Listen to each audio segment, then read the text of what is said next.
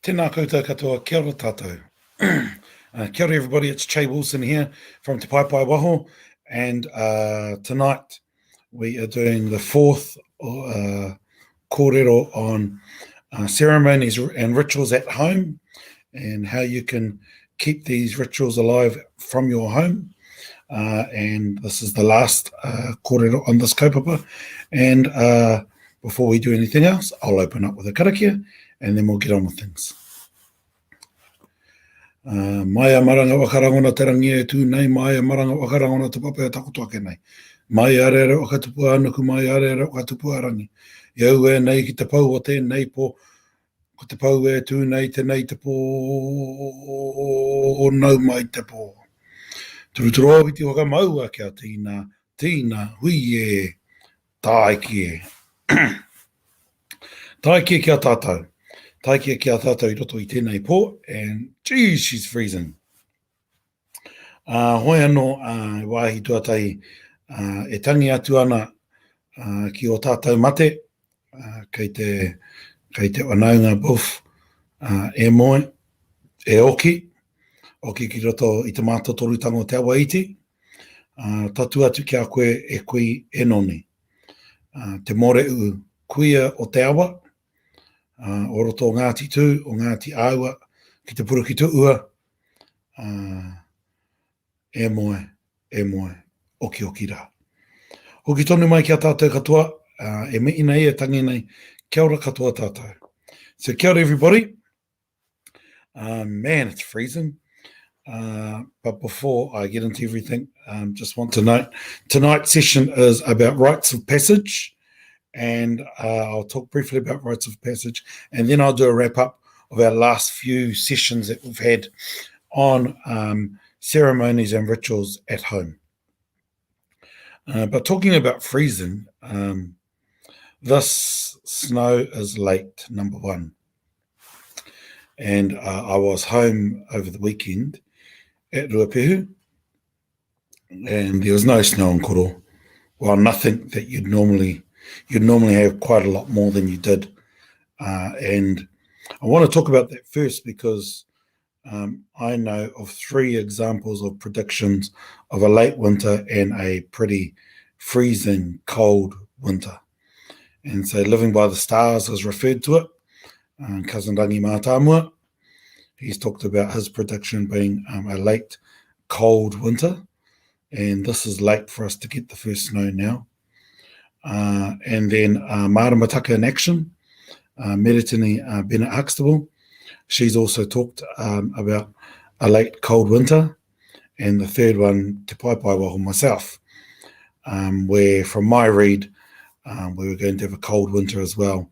And it's going to be cold, yeah, and it's going to be late. So it now arriving almost at the end of the first lunar month. We're now entering into that last quarter, and normally you wouldn't have, normally you would have had more snow by now. So I just wanted to note that, and working on some stuff to see how we can gather that data from both a Māori context and then also gather it in an empirical way going forward. Nā te pimpima, looks like it's cold over by you then, eh? Hoi anō, let's get into our kaupapa. So rites of passage.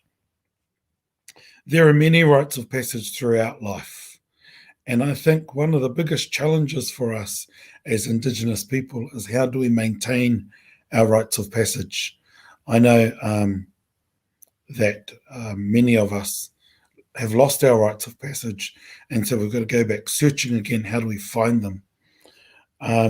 Sometimes they were replaced, like a baptism or a christening, and that replaced our various tohi to welcome in a new child into the fold.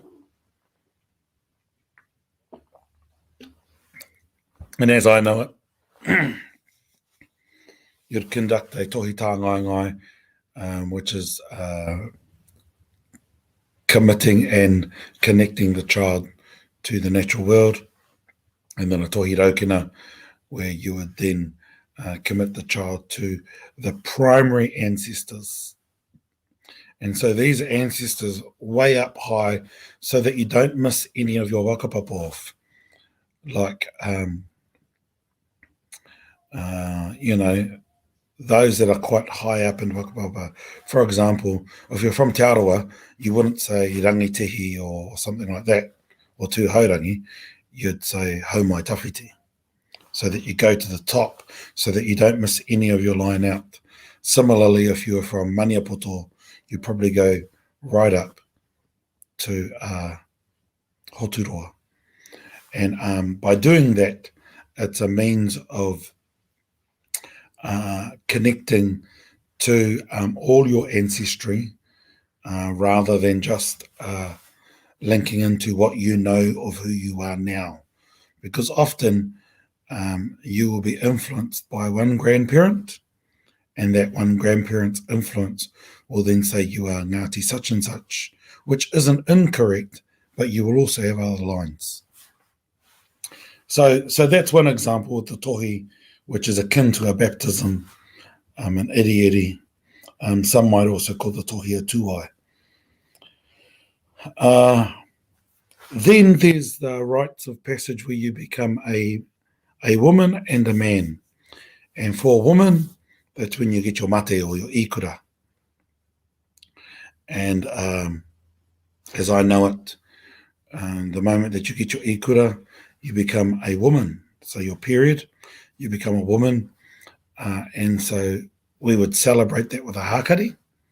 And then you wait until the next rako nui phase, where you then have karakia for the woman. And in an ideal world, that would be conducted by the women. But as we learn, males might have to do that until the women have relearnt those things again. And then for males, when you become man, is ka huruhuru ngā raho. And so where you get when you reach puberty, and especially on your raho, not the puke or around the ure, but on the raho. And you have another hakari or special dinner to recognise that you're entering into manhood, and then you'd have a karakia on the next otane phase. And I've covered some of this already, so you can look in previous sessions. And then other rites of passage would depend on how you hone your skills, whether that's weaponry or the various arts, gardening, etc. And today, we also have to work out, well, how do we find out what skills you are and what ceremonies we commit you through with regard to any modern skills? And that's really just a conversation. It's a conversation in how you navigate what those skills might be, whether that's hangaro and who are the various atua connected to the hangaro.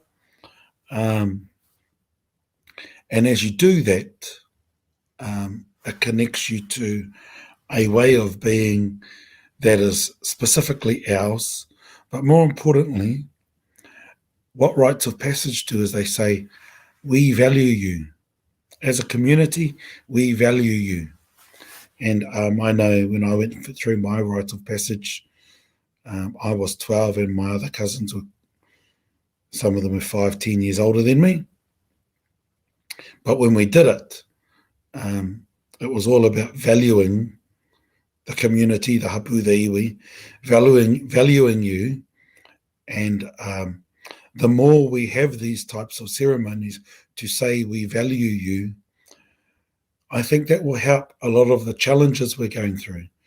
Definitely there has to be scaffolding around that and how we prepare people for these different things, but also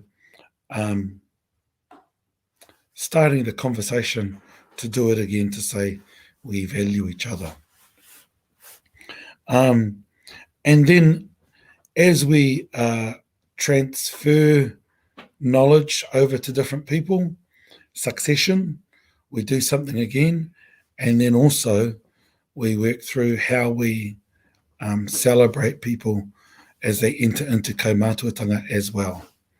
So all of these different things, we need to discuss how we work through all of that going forward, noting that life has changed, the world has changed, and we have extra pukenga that we probably need to acknowledge. But basically, in short, rites of passage are all about how we say we value each other, and that how do we get our communities to say we value each other. I think just wrapping up now,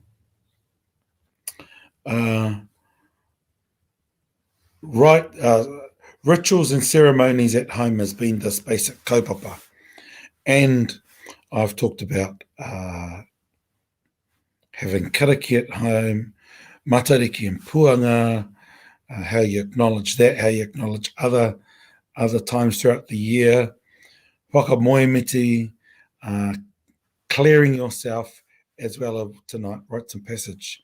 And I think the key thing is start with one, whether that's doing karakia at home once a week, and if not karakia, even going around at your dinner table to share the 3 points that I covered last week, which was what's your highlight, what are you grateful for, and who did you help? You might want to add to that, what did you learn? So whatever your points are, creating space so that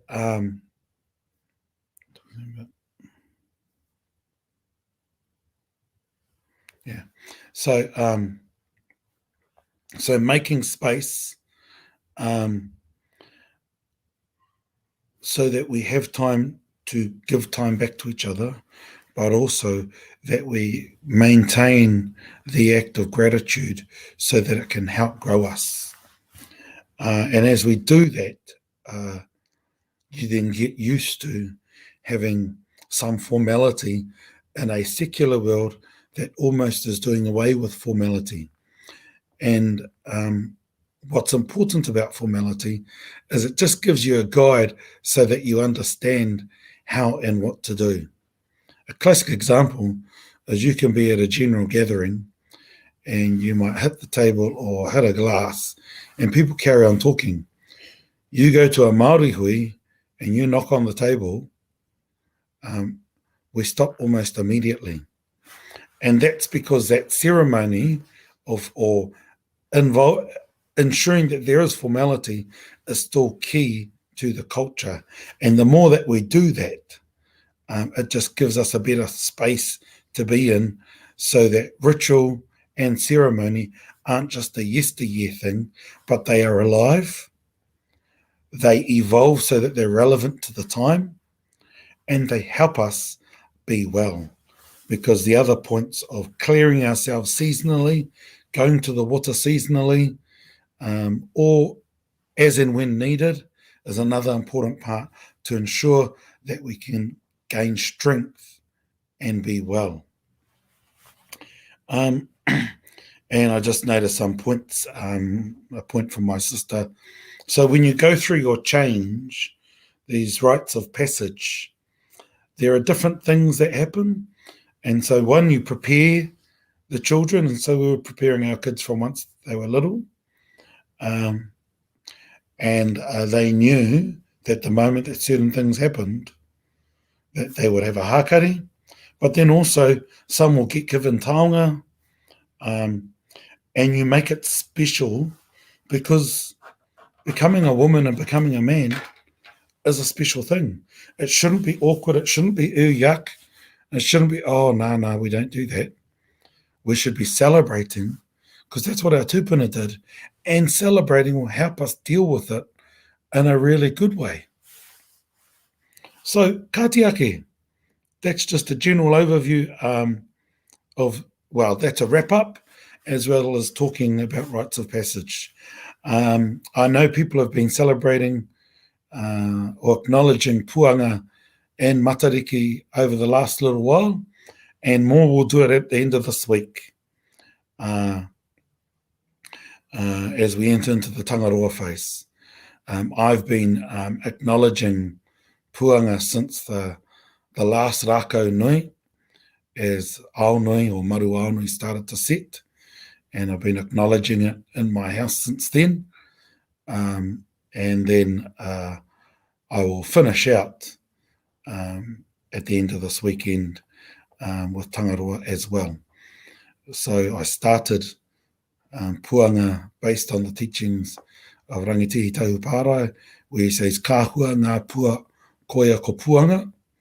So when the meadowberry fruits, ka wati koa ngā pai au o rupe, and so the kerere will get fat. And as that happens, we acknowledge the that once the kerere have been harvested, it's time to rest and enter into wānanga. And then once the piharo run, that's the end of it.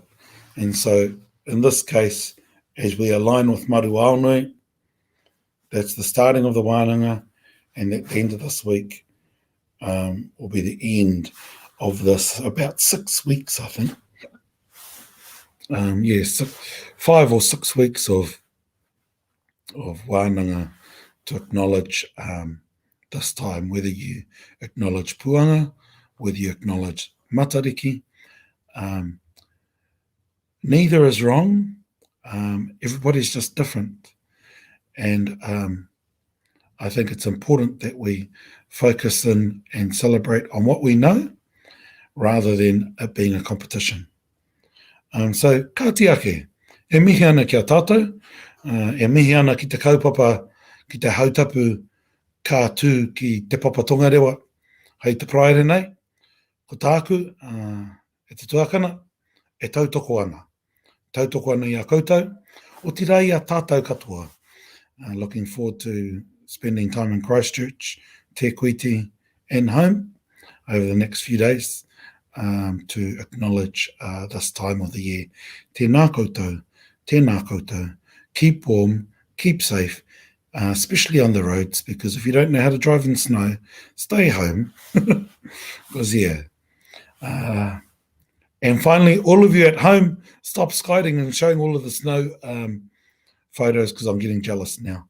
Nō reire mihi kauatu ana, pō Māori e, kia wakaere ake ngā kupu ki te tā uu noi orangi nui e tūnei, e rongo, wakaere ake, kirunga ai, turuturo au i te wakamaua kia tīna, hui e, tai ki e kia tātou, pō Māori re.